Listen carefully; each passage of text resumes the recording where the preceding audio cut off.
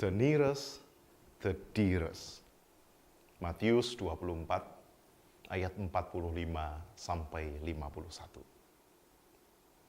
Suatu ketika ada seorang gadis yang menantikan kereta. Ia membeli sebungkus popcorn. Kemudian ia duduk di ruang tunggu bersebelahan dengan seorang bapak tua. Ia membaca buku sambil tangan kanannya mengambil popcorn. Ketika ia mengambil biji popcorn kira-kira yang keenam, ia kaget. Karena pada saat itu ia melihat bapak tua yang di sebelahnya juga mengambil popcorn. Ia berpikir, wow, bapak ini tidak sopan. Ambil popcorn orang, tidak bilang-bilang. Tapi apalah arti sebiji popcorn? Gadis itu kembali membaca, dan ketika ia mengambil popcorn, hal yang sama terulang. Bapak tua itu juga mengambil popcorn, malah tersenyum kepada si gadis. Lalu gadis itu merasa mulai jengkel, ia menutup bukunya, dan ia mengambil popcorn, mengunyahnya dengan kunyahan yang penuh amarah. Tetapi bapak itu justru tersenyum-senyum. Ia mengambil popcorn dan berkata, silakan. Gadis tersebut tak dapat mengontrol emosinya. Ia berdiri menunjuk ke bapak tua itu dan berkata, Anda tidak sopan. Ambil popcorn orang, tidak bilang-bilang. Alih-alih sang bapak minta maaf, bapak tua tersebut berkata, oh iya tidak apa-apa, ambil saja. Tidak lama kemudian ada panggilan kereta datang dengan perasaan keki si gadis naik ke atas kereta dengan menggenggam popcorn tersebut. Dan begitu ia sampai di tempat duduknya ketika ia hendak meletakkan tasnya di kabin, ia membuka tas untuk memasukkan popcorn dan buku yang tadi ia pegang, dan ia sangat kaget. Karena di dalam tasnya ternyata ada sebungkus popcorn. Gadis tersebut kebingungan. Perasaan tadi aku beli popcorn satu. Ia segera menarik popcorn dalam tas itu dan ia sangat kaget karena popcorn itu ternyata adalah popcorn yang ia beli tadi. Ya ampun, aku lupa. Tadi habis beli popcorn sambil jalan buka tas memasukkan popcorn itu ke dalam tasku. Lah yang ini popcornnya siapa? Sahabat GKI, gadis tersebut mengalami misownership. Salah paham, apa yang bukan miliknya ia sangka sebagai miliknya. Popcorn tadi adalah milik bapak tua. Ia yang mengalami misownership memperlakukan apa yang bukan miliknya menjadi miliknya. Dan bahkan sang pemilik diperlakukan dengan tidak sopan. Tuhan Yesus menggambarkan ada dua karakter hamba. Hamba yang setia dan bijaksana adalah hamba yang tahu persis bahwa segala yang ada di dalam kehidupannya adalah milik tuannya.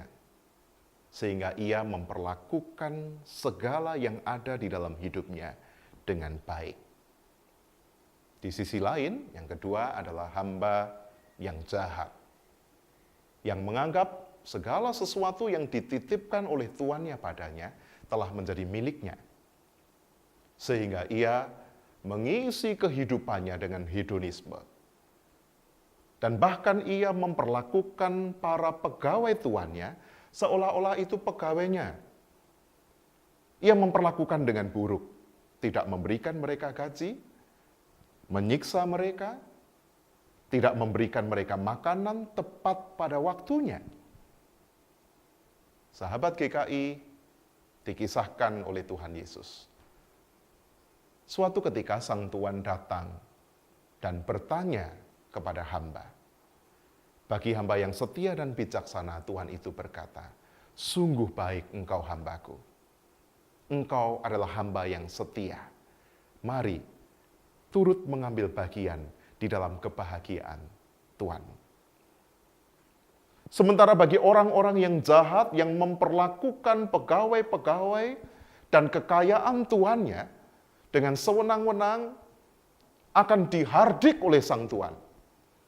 Tuannya akan berkata, engkau adalah hamba yang jahat. Dan tuannya akan meletakkan dia di tempat hukuman, di mana ia menjadi senasib dengan orang-orang yang munafik.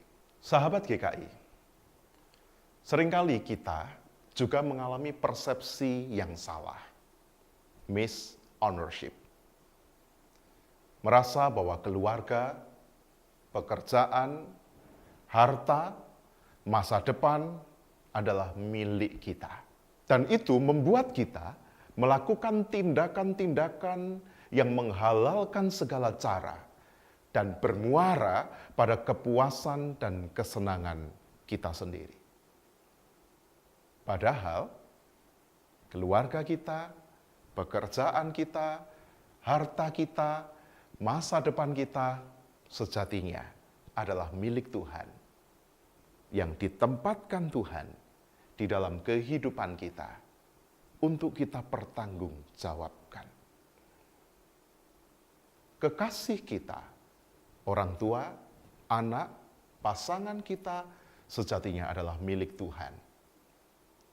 Mereka diletakkan di dekat kita untuk kita kasihi, untuk kita sejahterakan, untuk mengalami kerahiman Allah.